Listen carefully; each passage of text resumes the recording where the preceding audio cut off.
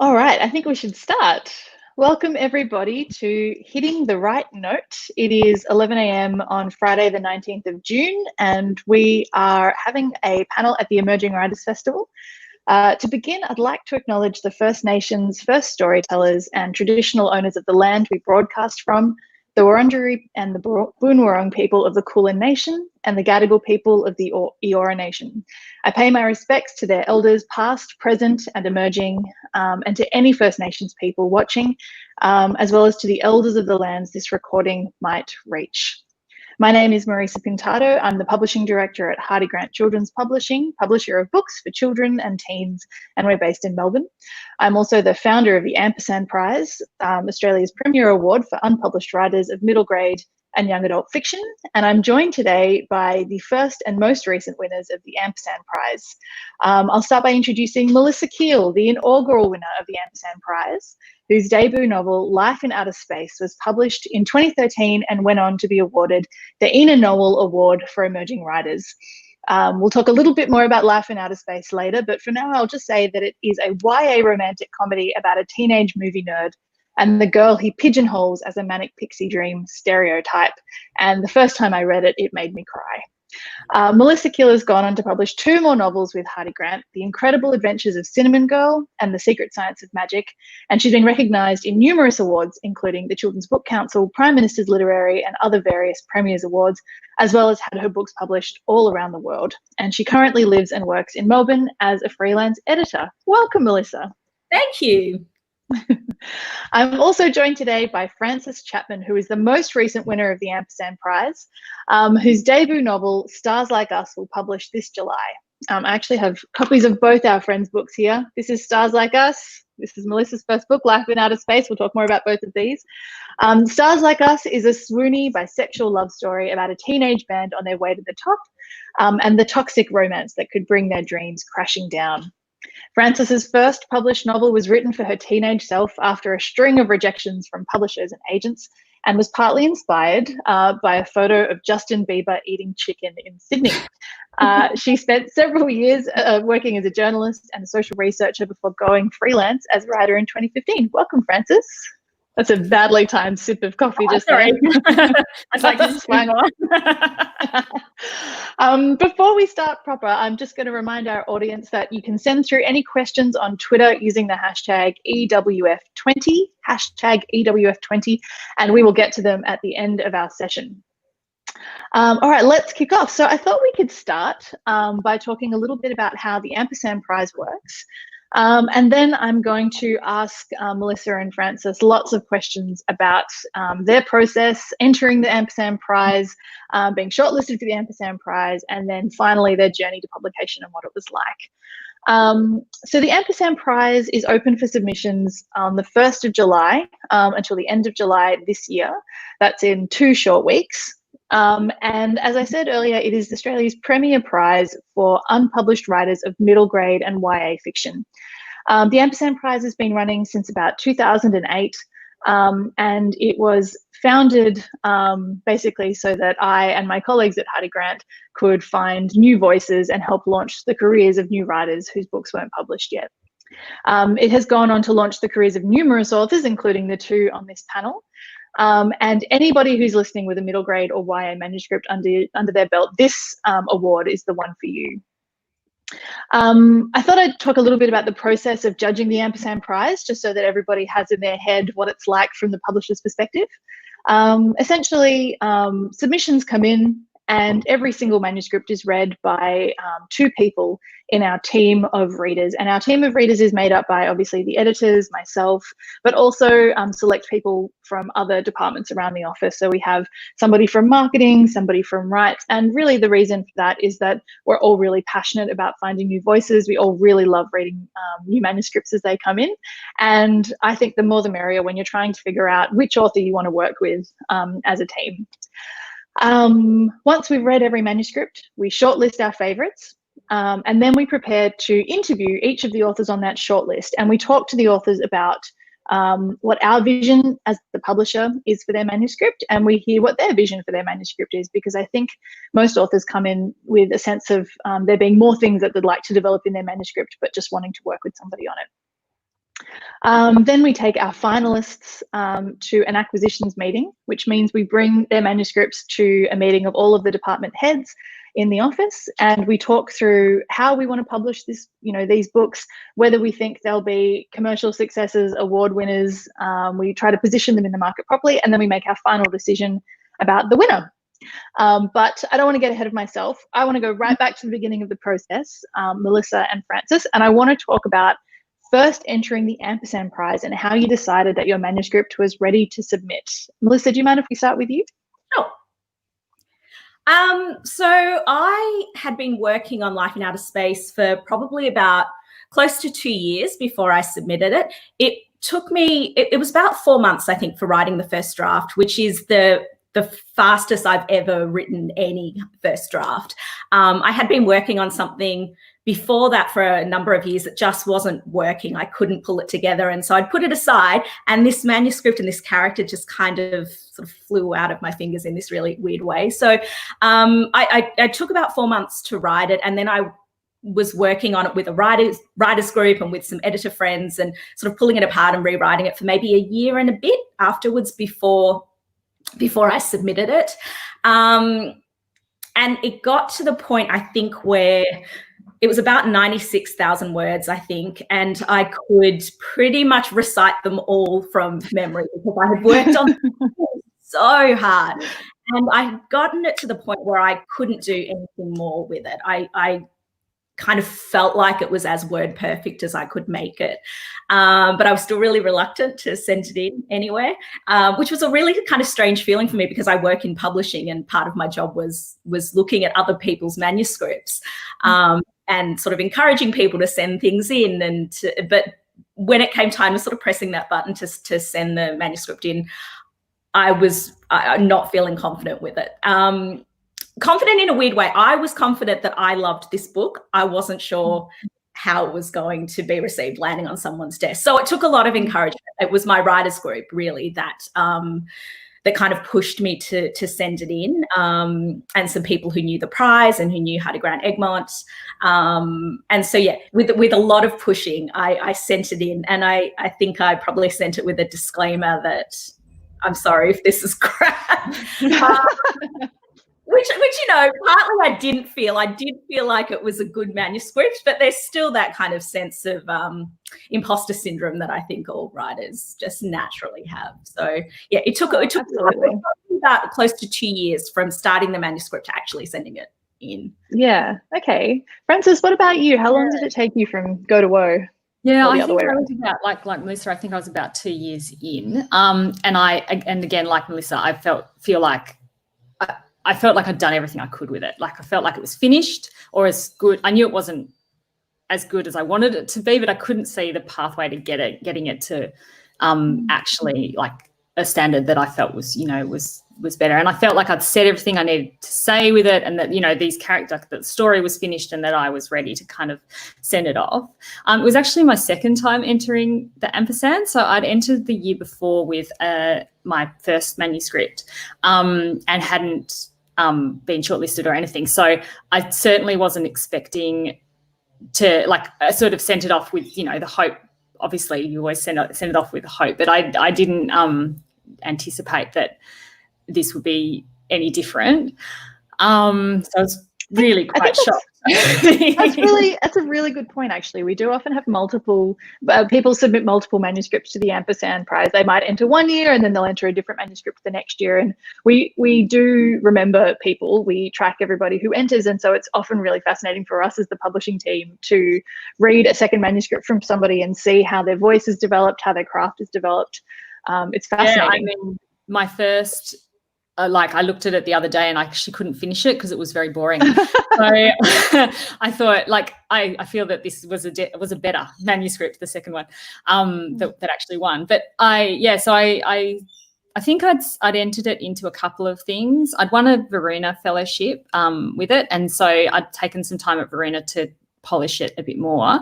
That was with black ink. And then after that, they didn't want it. And so then, and I'd sent it to a number of agents, and some of them had been sort of positive, but didn't feel that they could sell it and things. And so I wasn't really sure where to go with it next. And I think the Ampersand sort of, because of that, like obviously, you know, there's some prize money involved, but really the big thing for me was the idea that you could work with a publisher, because I felt like I really needed that guidance and for somebody to really help me with it.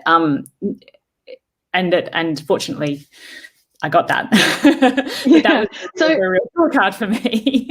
Yeah. Oh, I'm delighted to hear that. Did like Melissa, did you feel like you loved the book and were really confident about the kind of quality of it, like the personal, like as in you felt like it was a good manuscript. You just wanted to go somewhere with it.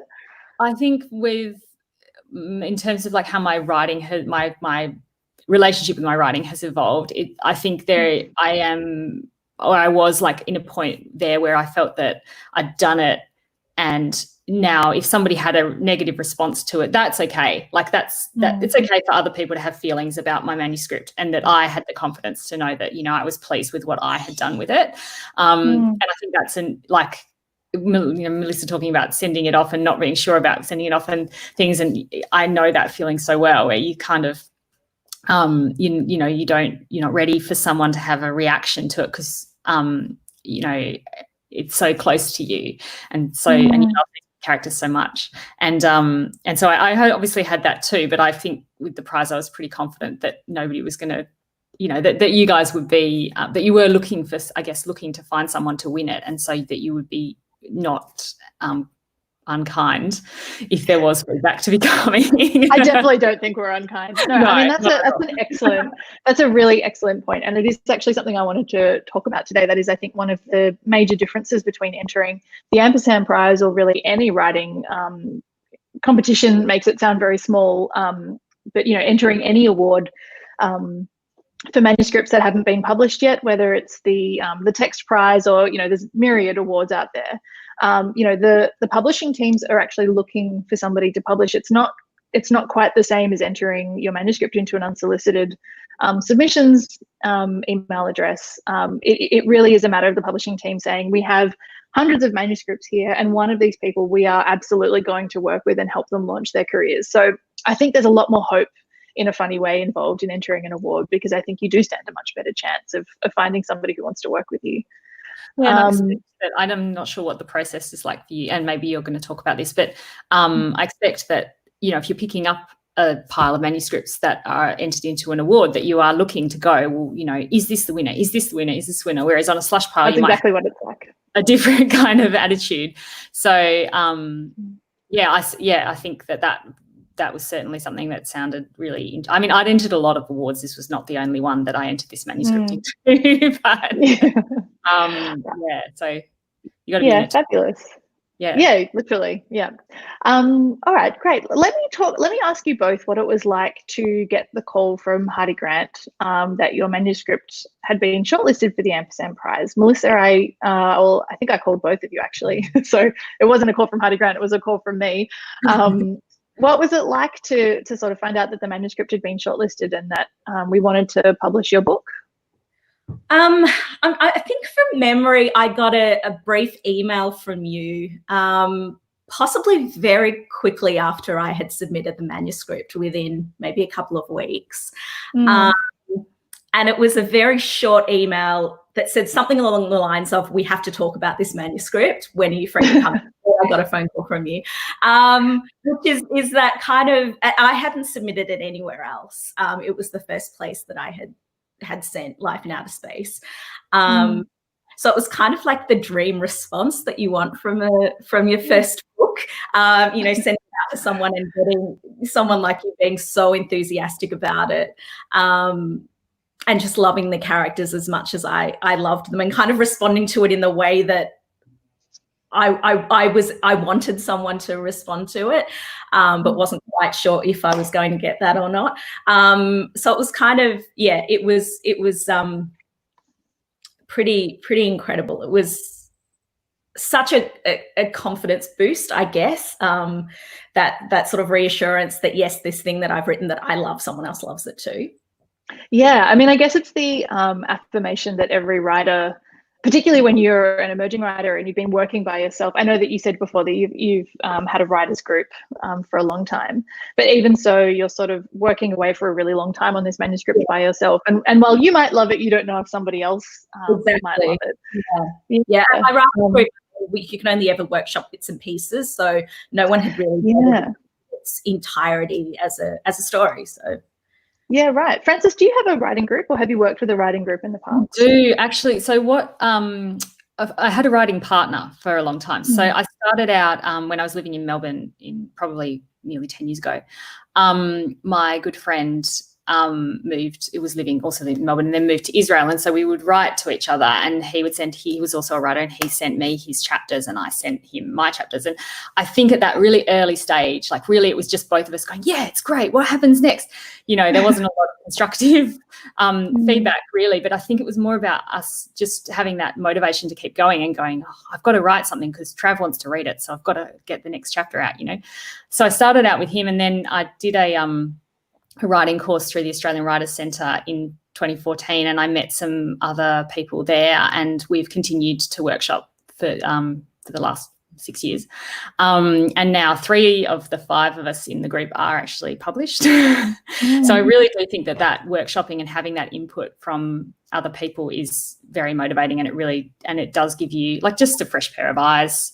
But also people, you know, I think if you're swapping work with someone else who is also a writer, then they're going to be aware that this is kind of your heart, and you know, you're kind of handing them the stake, and that they will not wield it unless absolutely necessary. And so I think I mean stake as in vampire stake, not stake as in just in case there was any confusion there. But so I think that really, I don't think it's a coincidence that 3 of the 5 of us are now published. I think it's because we kind of kept going and we kept each other on the same page, and you stay motivated that way. Yeah, that's really interesting. I think that's another good point, actually, that actually finishing a manuscript is the greatest barrier to a publishing career, because it's incredibly difficult to you know, not just to start something, but to actually see it all the way through and finish the manuscript. And Melissa, you said Life in Outer Space was your second manuscript that you'd written. Is that right? The second one that I'd finished. So that you finished. Writers, my, you know, bottom drawer, my file on my computer is full of half-finished bits and pieces. I had written a complete novel before, which I started in NaNoWriMo like years before Space, and it was this kind of mammoth, I think 150,000 word sort of sci-fi extravaganza, which is the sort of stuff I love to read, but through experimenting with actually trying to write it and to fix it, I kind of realized that it's not sort of my strength as a writer. But what I did love about it, and why I managed to write 150,000 words, is that I had characters in it that I just adored and loved kind of with my characters. And so when I went to write Life in Outer Space, that's sort of what I focused on. It's you know, a small story without aliens and things blowing up. But it's about people. It's about these 2 characters and sort of getting to know them. But yeah, so it was the second thing that I had finished and completed in a very kind of quick sort of 4 months. Yeah, I can't believe only 4 months for that first draft. And you, Frances, this is your second manuscript as well that you'd completed? Yeah, like Melissa, I also have a drawer full of ideas.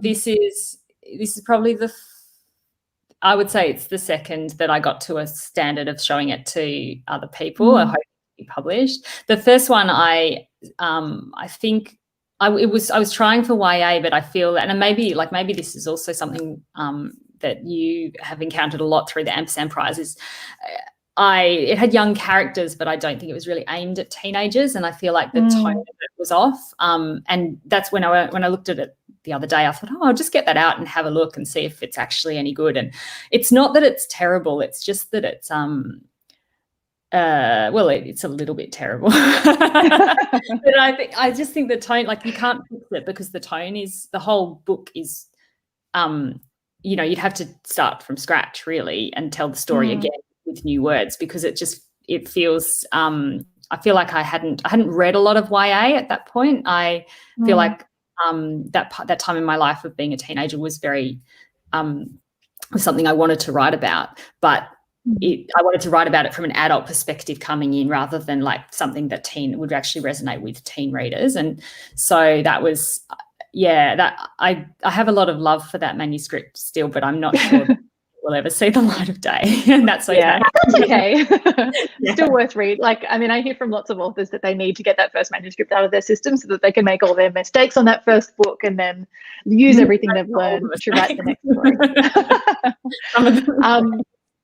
I will say that, interestingly, the first thing that I fell in love with each of your books was the characters and the relationships they had. I mean, Melissa, the romance between your two characters, and I know I've said this to you many, many, many times, but it really did make me cry the first time I read it. And then literally every 10 times, I read it 10 times after that, 50 times after that, and it still made me cry, because I feel like you did such a beautiful job of capturing the emotion and the kind of heart of that, those two people coming together so beautifully. And I think Frances, same as yours, and in a way it was sort of the opposite, because at the heart of your swoony bisexual love story and escapist romp, teenage band making their way to the top, it is about a toxic romance and these two people being really drawn together and feeling in their heart, but possibly not their mind, that they are sort of drawn to each other, and there's a chemistry there that's sort of undeniable. It was the relationship between them that I just felt, from the very beginning. Both of these books, the core of them was there, and even though they both might have changed quite a lot during the editorial process, which I really do want to talk about next, I feel like they almost came fully formed to me. Even if, as I just said, they did change a bit in the development process.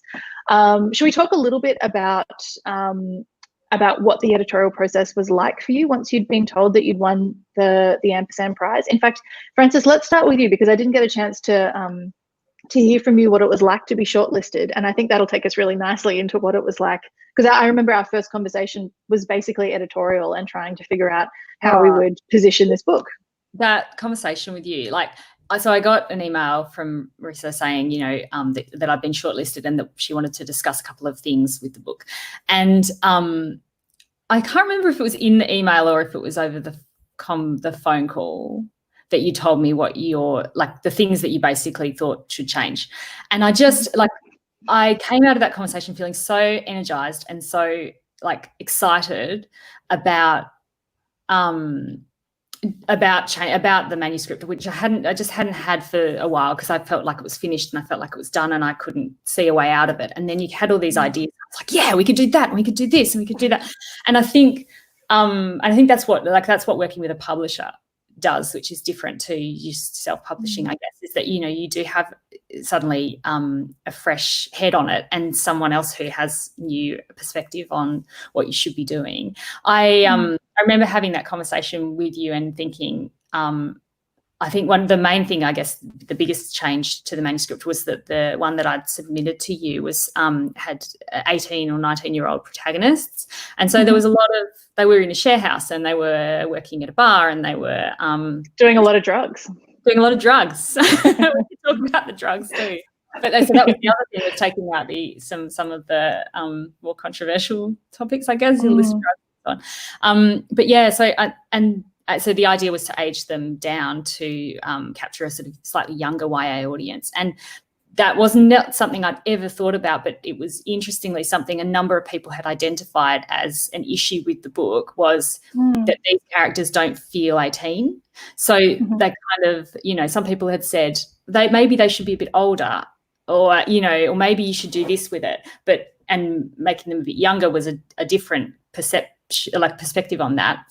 But it felt like it was addressing that same issue, and because it just felt like, this is the solution, this is what I could do. Of course it means rewriting the entire book with that in mind, or at least the first half. Obviously the characters are 16, they're at school, they've got parents around. I mean, she had parents anyway, but you've got a really different you've got differences in the relationships because probably you're in, you know, you may not have had a romantic relationship before, so it's maybe more of a love kind of an experience depending on your circumstances.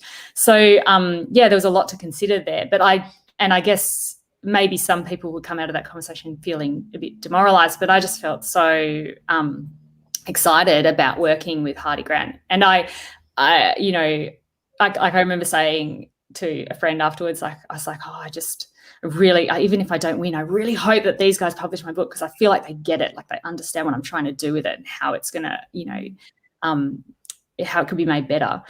So, I found that conversation just really enlightening. I don't know how often that happens with the Ampersand, or like how would you say that you change a lot of manuscripts, or do they usually come?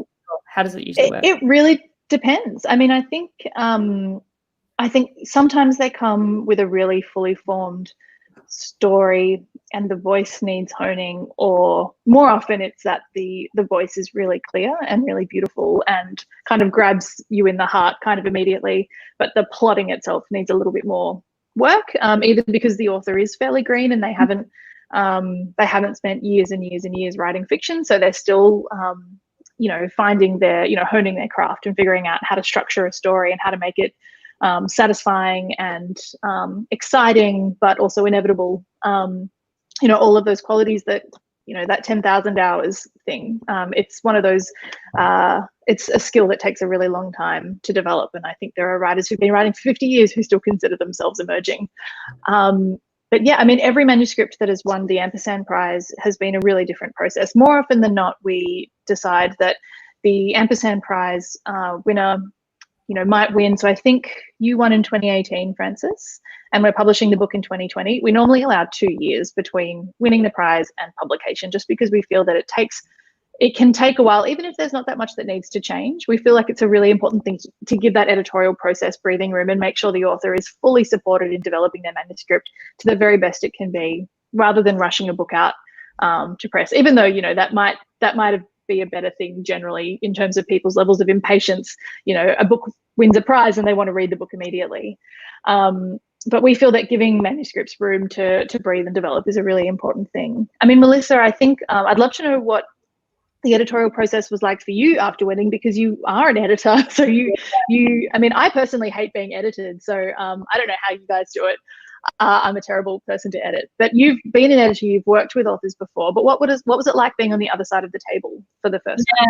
I thought, and I know I've had this conversation with you before, that I thought I was going to be I was going to be better at it than I was. Because I've worked with authors, I've worked with kind of reluctant authors and difficult authors, and I thought I was going to be the kind of model author who would just do whatever you told me to do.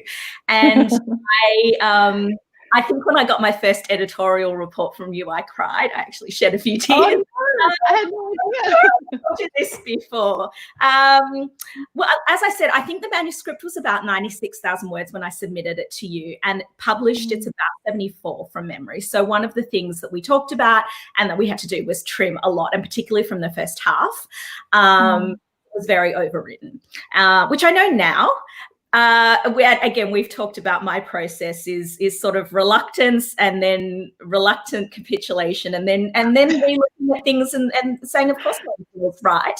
I look back at some of my editorial notes to you from the marked up manuscript, and I've got sort of copious things like, Marisa, you've deleted these 2 sentences. Can I please have them back? Because and I've got some sort of rationale why these particular words or sentences needed to be there. And of course they didn't, because I don't remember from memory what they even were now. But it was very difficult for me. I was really close to the script. I was really close to the characters. And having someone to say, as you did, I love it, but here are all the things that you need to do to make it work and to make it cohesive and to make it better, was really difficult. I think I've been with my other manuscripts, because I've figured out the way of sending it off and then taking a step back and being able with slightly less with a bit of distance. But with that first manuscript, the editorial and look, it absolutely everything that you said was necessary, and it's made it 1,000 times better than it was when I submitted it. But I found it very difficult and surprisingly difficult. I wasn't prepared for how emotional I got with some of that, the cutting, I think, cutting scenes and cutting conversations and really pulling that first half back was tricky. I think that's incredibly useful for our audience to hear, actually, that Frances, I'm sure, I know that your editorial process wasn't all kind of sweetness and roses. I think but every editorial process is really different. And I think that's why with the Ampersand Prize, we do make an effort to try to get to know our authors before we sign them up, because it does take a certain level of preparedness to begin an editorial relationship, and also just to trust that an editor has your best interests at heart, wants what you want for the manuscript, and wants, basically has a shared vision. I think that's really useful for people to know. Certainly every time basically every book I've edited has been a completely unique experience, and no two authors are alike, no two books are alike. So I think that should be quite useful for an audience to hear that it can be really different every time. I want to ask each of you, what was one thing you had to sacrifice to improve the manuscript? Something that you really loved, but sort of, what darling did you have to murder? And Melissa, you can't just say every time I deleted 2 lines that you loved from your manuscript. So one of the things I really love writing is dialogue. I love writing conversations between characters, and a lot of that dialogue doesn't serve to move the plot along. So I had to lose, I think, quite a bit of very nice sort of chats that characters have, where it's 6 pages of 2 people talking and not doing much else. So from memory, trimming back a lot of those conversations was tough. That's interesting. What about you, Frances? That does not surprise me at all, actually, Melissa. That makes sense to me. I love your Melissa as well. I'm the same way. The thing for me, and I think this is it's kind of like a personal thing, that so obviously aging the characters down a little bit and really leaning into the sort of wild ride of the fantasy of the band coming, it always had that, but I wanted it to be edgier, and so because it had these older characters, and it had and they were, there was a lot of illicit drug use, and it was the sort of seedy underside of rock and roll, and I feel like it's still got some of that in it, but because we had to remove parts of that, it took me a while to kind of hang up my punk rock credentials and be like, okay, is that making it a better book, or are you just kind of being like, yeah, we're doing lots of drugs, So I feel like letting go of some of that stuff was a bit tricky. But I had these silly conversations where with Luna, so who was my wonderful editor, but who, where she would be like, there'd be a character who would be chopping up lines of salt with his credit card, at a cafe. And I'd be like, this is all right, isn't it? And she'd be like, no, you need to take that out. And she'd be like, we shouldn't be chopping up anything with a credit card. And I'm like, oh, okay. What about this? So there aren't that many rules in YA, but possibly that's one of them. It's a lot though, isn't it, Coke in YA? I'm not sure about that. Yeah. And obviously once you age the characters down as well, if you have 16-year-olds doing coke, then that is really quite a cause for concern. I guess you could argue it's never a good idea, but so it was obviously aging the characters down, it was a sort of organic thing to sacrifice in that when I made that change anyway. But for me, that was if you're talking about killing your darlings, it was a bit oh, but I've done so much research into chopping up coke with a credit card. Yeah. We're starting to get some questions through from our audience, but before we start answering those, I've got one more question for each of you. Melissa, I want to ask you what it was like when Life in Outer Space was first published and you had finally completed all of your editorial work on it. You had written the book that you wanted to read, and it was finally out in the world. What was that like? So first of all, getting the books when it was sent to my house in a nicely wrapped box from Hardie Grant, and I opened it up and sort of held it in my hand. I think I cried a lot. I cried pretty much through the whole process of this book at various points. I think the biggest thing for me was when it came out, people started reading it. Young people, teenagers started reading it, and you know, the first couple of events that I did, the festivals and things, where kids would come up to me kind of clutching the book and tell me that they loved it, and it was kind of incredible, because even to the point of, you know, getting those first copies and holding it in my hand, there's still a bit of a disconnect between, okay, I've written this thing and now someone is going to read it and either, you know, love it or not. And I think I got sort of super lucky with this book that you know, it seemed to sort of speak to who I wanted it to, and young sort of teenage boys as well, which was I wasn't expecting, but was really moved by. The protagonist of my book is a teenage boy, but it's a romance, and it's a very kind of I suppose structurally a traditional kind of rom-com, and so I wasn't expecting to have that many young male fans, and I did, and that was really quite incredible for me. And also having it published under the banner of the prize, got you know, a bit of attention and publicity and press that it may not have got at as a kind of debut author. So yeah, well, that's fantastic. And Frances, my question for you is, what are you looking forward to when Stars Like Us comes out in July? What are you anticipating? What are you frightened of? What are you excited about? I'm pretty frightened of Twitter.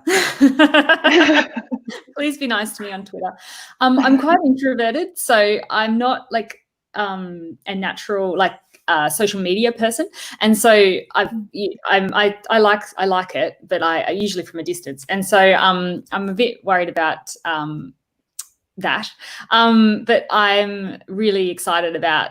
I mean, like what Melissa says about someone loving it. I mean, that just sounds amazing. Like and now already, like I've had a couple of people read it and say that, and these characters are in your head, you know, they're like they're not like, they feel real to you, but they're not really real to anyone else. And then suddenly they're real to someone else. And it's like this act of kind of co-creation with the reader, where you kind of write the words and they form the person. And so I'm really excited about people reading it and hopefully liking it and enjoying it and coming on the journey with me. And seeing it in a bookshop. Oh, I can't wait to see it in a bookshop.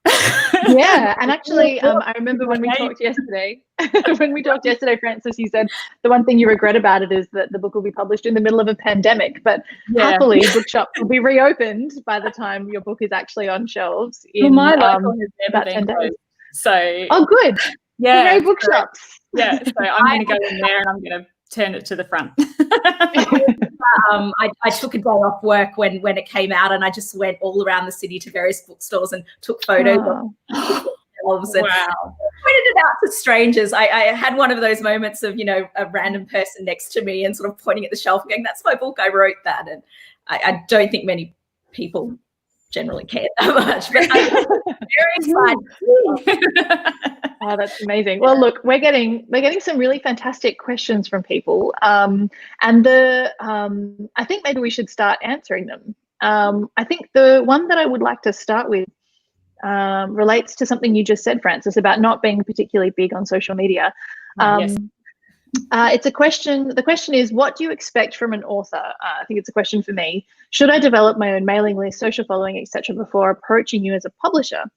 And I think Melissa and Frances, you are both kind of the perfect embodiment of why, you know, having a huge social following is a lovely bonus. If you have your own mailing list, also a lovely bonus. But actually, I don't know if either of you, well, Frances, I know you don't, but Melissa, I don't know if you had a huge social media following. You certainly didn't, did you? No, not at all. I don't think I think I may have joined Twitter after my book was signed, just because I thought I had to be there. But I did, and even now I'm not the most prolific social media user. And the same as you, I'm quite introverted, and I much prefer to be sort of writing than writing my book. than writing on Twitter. But no, I didn't have. I mean, I don't think I had any really social media. Yeah, I mean, I think that that basically goes to my feeling that I think they are social media following is really useful if you have a platform or a profile. That's also really useful. But the most important thing is the quality of the manuscript. And we talk about this all the time in publishing. Publishing, unfortunately, is a game of the right person reading the right manuscript at the right time, and about authors being able to find the right home for their manuscript. Because of course, the reading process is so subjective. Not everybody loves every single book that was ever published. But nearly every book that's published has an audience out there somewhere that's specific and worthwhile, to them. So all I would expect from an author is to submit a manuscript that they feel is really good. I think that's my bar for entry. And I think a bar that both of you would easily bound over.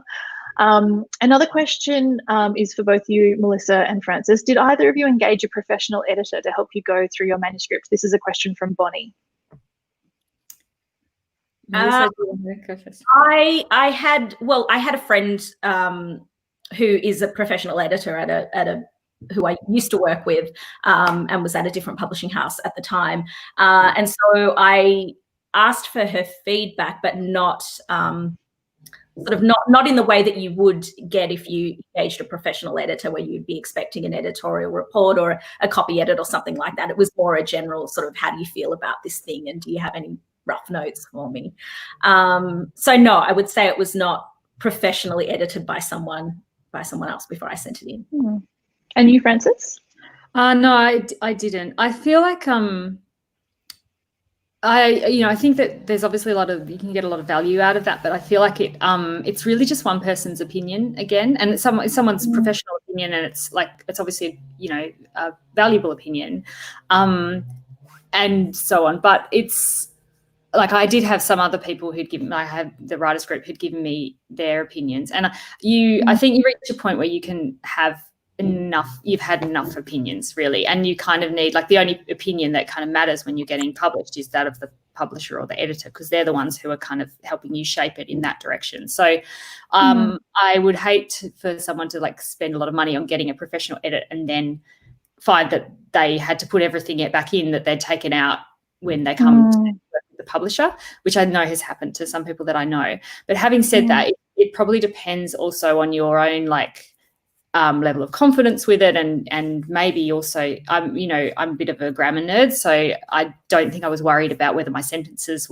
needed sort of copy edit, and maybe some people would benefit from that. So yeah, I didn't myself, but I guess it could work for some people.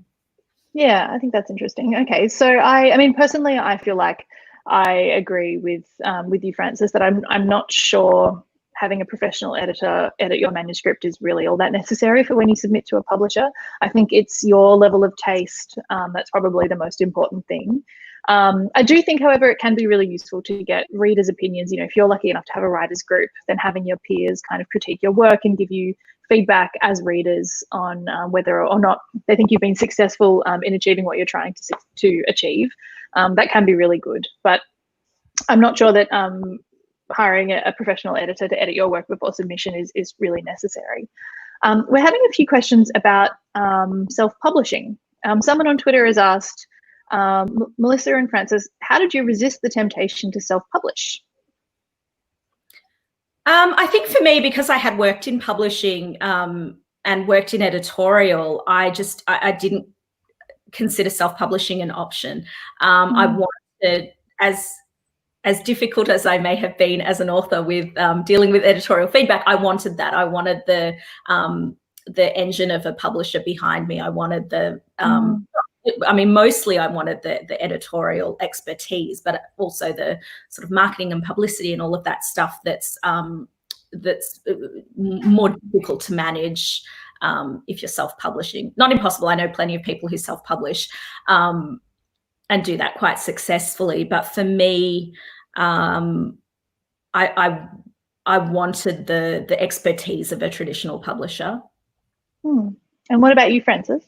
Yeah, I was the same. I mean, again, like probably being a bit introverted. I'm not a natural like marketer as far as like pushing, my myself. And I feel that with self-publishing, you'd have to take over that side of it I just wouldn't. That's not playing to my strengths.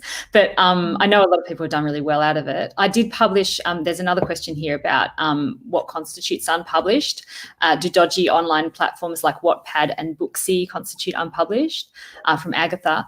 And I did publish my first draft of this on Wattpad. So I did have some early readers, I guess, from the first draft on Wattpad. It's changed a lot since then, but it was that was a fun sort of social thing that I did with it.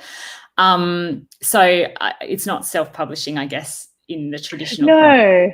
Yeah, I would have thought that self-publishing would be releasing your book in print or digital or audio now, I guess. Well, for a price, presumably, like that people would pay for, whereas free. Yeah. Yeah. I mean, as a just a point about the Ampersand Prize, we don't consider self-publishing. So the prize, we consider somebody unpublished if they haven't been published by a mainstream publisher, by a trade publisher. If you've published a picture book, then you are eligible. If you've published a novel or a non-fiction book for adults, that you're still eligible. We're looking for people who've never published a middle grade novel or a YA novel before.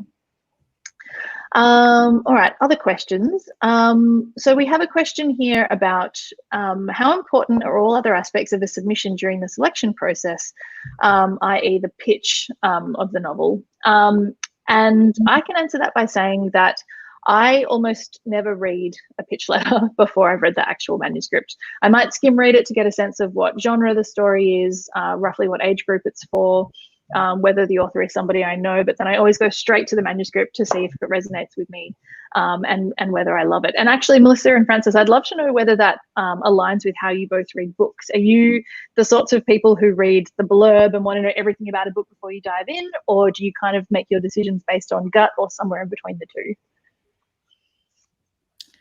Yeah, I think probably somewhere in between the two. I do like to read the blurb before I start, but I'm with you with unsolicitors. When I was doing that job, I prefer to just dive into the manuscript and get a sense of the writing rather than all the other stuff that comes with it. Yeah, I buy on the blurb, so I go to bookshops and I read the blurb and the cover.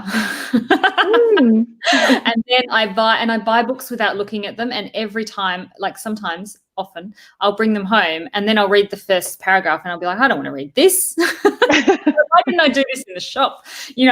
So I think that's probably a better way to make that decision. But for some reason I'm in the shop looking for the hook, I guess. Like I love a hook. I love a story where, yeah, that's a cool idea, I want to read about that. And then sometimes they don't pull it off, but you're still kind of in it for the idea. So I guess that's actually something we haven't spoken about, which is a really critical part of the Ampersand Prize judging process, is looking for books that have a really strong, clear hook. That quality that makes you go, ooh, yeah, I want to know if the author can pull that off, or wow, that sounds really cool, or I've never read anything like that before. It's exactly the same response that you look for as a reader when you're choosing a book in a bookshop or a library to read next. You're looking for that little glint of something that is original or fresh or comfortingly familiar, but with a twist. It's finding a book with a hook. It can be really hard because, there are a million books out there and tastes change all the time. And what might have been popular 20 years ago, might be completely out of date now. But finding a book with a hook is a really critical part of the judging process. We have a question here from somebody who asks, do you recommend approaching agents with a manuscript or going straight to publishers? And I do have thoughts on this, but Melissa and Frances, I'd love to talk to you each about whether or not you have agents and why. I do have an agent. I submitted my manuscript to my agent for her consideration. And the way I approached agents was I decided, look, again, as you were saying, Marisa, like you need someone to fall in love with your book. So I approached 10 agents at once. And as soon as I got a rejection, I sent out the next one, and I always had 10 because I just thought I can't dwell too much on this and I've just got to keep kind of querying. So I queried quite a lot of people. My current agent is somebody who read my full manuscript. She took a year to read it. That's something I like to tell people as well, because she did end up signing me, but it took her a year. So I think sometimes people think agents, if they haven't heard back from them for ages, it means they're not interested. That was not the case in my case. She did read it and she loved it, but she didn't feel that she could sell it to publishers, and so she didn't sign me. But then when I won the Ampersand, she called me and she said, I'd like to sign you now, because I'd essentially sold the manuscript to Hardie Grant Egmont myself. So she and now she's my agent, and I'm thrilled to have her. She's fantastic. But I think as far as the question about approaching agents with an MS or going straight to publishers, what I would advise is that, and obviously I'm not a publisher, but if you have sent your manuscript to a publisher, the agent can't, my understanding is the agent can't then query that publisher with the same manuscript. And so I would approach agents first rather than doing both at the same time. But I don't think you need an agent to get published in today's landscape in Australia, and I don't think it's necessary. I wanted one because I was hoping to sell film rights and talk about overseas markets and that kind of thing, and so that was why I was particularly keen to have one. But as far as getting published is concerned, I don't think it's essential. What do you think? Yeah, I don't have an agent. I mostly because I felt confident enough that I sort of understood the publishing industry. I understood how to read contracts, things like that. And Hardie Grant's also been really great with selling my subsidiary rights. I think Life in Outer Space is published in maybe 8 or 9 territories. So I hadn't felt it was necessary. But if I had sent it in and it hadn't been picked up by the prize and I was still trying to shop the manuscript around, I might feel differently, because I think it is really useful, or can be, for getting you over that hurdle of the pile. But I don't think it certainly hasn't been necessary to have one in my case. Yeah, I think that your answers both really indicate when it's useful to have an agent and when it's not. I mean, if you feel like you don't understand enough about the publishing world and the book world to know who to send your manuscript to, who might love it, where it might find a good home, or the mechanics of publishing, how foreign rights works, for example, how to navigate a contract with a publisher, then it can be really useful to have an agent handling that stuff on your side. Or also, if you want to publish with multiple publishers, again, having an agent on your side to navigate that can be really helpful. But if you do feel quite confident in pitching your manuscript, in finding the right home for it, if you have some understanding of contracts, or you understand how to get help reading contracts, because, you know, there are also agents like Alex Adset, who represents Francis, who will read a contract for you and negotiate it on your behalf without actually becoming your agent. That's also a really good midpoint if you have, if you lack confidence in that one specific area. In answer to that question, I don't think you need to approach agents with a manuscript. You can go straight to publishers, but if you do approach a publisher first, I would make sure that you position in a way that will be relevant to them. Make sure you're familiar with their list, read their submission guidelines, try to get a sense of what they're looking for. And I know full well that publishers' websites can be really hard to navigate, because nobody, you know, there's no spreadsheet saying we acquired this book for this reason by this person, we loved it for, you know, X, Y, and Z. It can be a little bit of a minefield to navigate. But one tip that we always give authors is to read lots of local books, local fiction, local nonfiction. And when you finish those books, read the acknowledgements and find out who acquired the book and who edited it. And that will often give you a sense as to the editor or the publisher's taste and what they might be looking for next. We're running out of time. I just wanted to quickly to cover 2 more questions. So the first was a question for me. So how important is the first chapter? Is it true that publishers won't keep reading if they're not hooked from the first chapter? It depends on the publisher. Certainly for me, I like to give a manuscript 50 pages as a general rule, not for the Ampersand Prize, but generally speaking, I'll give a manuscript 50 pages. And if I can find something in there that I really love, that really connects with me, then I'll keep going.